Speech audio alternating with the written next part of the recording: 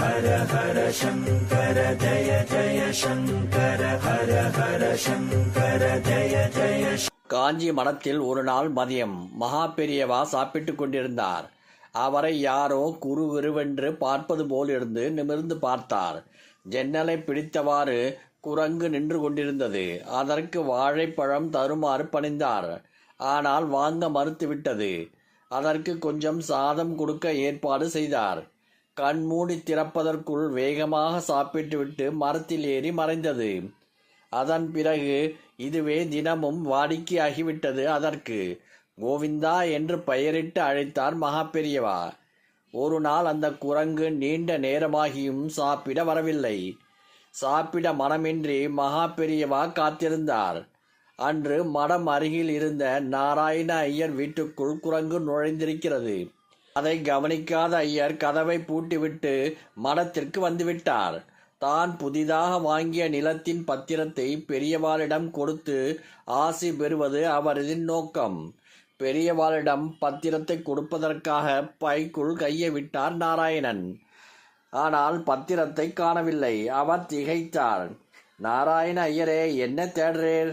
நான் குரங்கை தேடுறேன், நீர் பத்திரத்தை தேடுறீரோ என்று பெரியவா, போங்கோ போங்கோ, ஆத்துல போய் தேடி பாருங்கோ, நான் தேடுறது மட்டுமில்லாமல் நீங்கள் தேடுறதும் கிடைக்கும் என்றார்.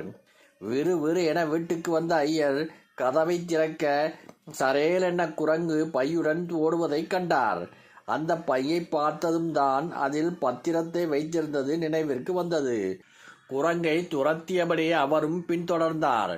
தெருவில் உள்ள எல்லோரும் வேடிக்கை பார்த்தனர். ஓடிய குரங்கு மடத்திற்குள் நுழைந்தது.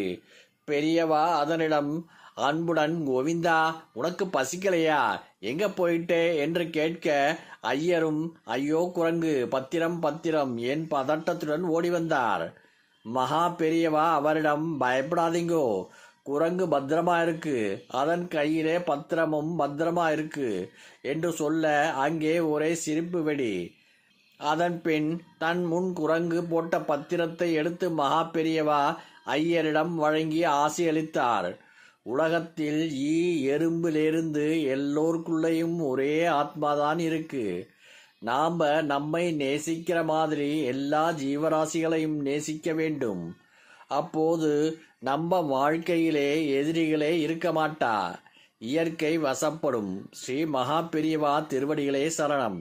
ஹர ஹர சங்கர ஜய ஜய சங்கர ஹர ஹர சங்கர ஜய ஜய